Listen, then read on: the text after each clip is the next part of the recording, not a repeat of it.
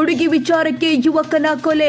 ವರುಣ ಕೊಲೆಯಾದ ಯುವಕ ಸಂಜಯನಗರ ಪೊಲೀಸ್ ಠಾಣಾ ವ್ಯಾಪ್ತಿಯಲ್ಲಿ ಘಟನೆ. ಸಹಪಾಠಿಯಲ್ಲೇ ಯುವಕನ ಕೊಲೆ.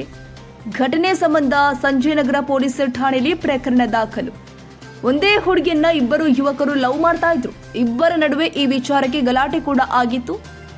ವರುಣ್ ಹಾಗೂ ದಿವೇಶ್ ನಡುವೆ ಗಲಾಟೆಯಾಗಿತ್ತು. ಆಗಾಗ ಇಬ್ಬರ ನಡುವೆ ಇದೇ ವಿಚಾರಕ್ಕೆ ಸಣ್ಣ ಪುಟ್ಟ ಕಿರಿ ಕೂಡ ಆಗಿತ್ತು.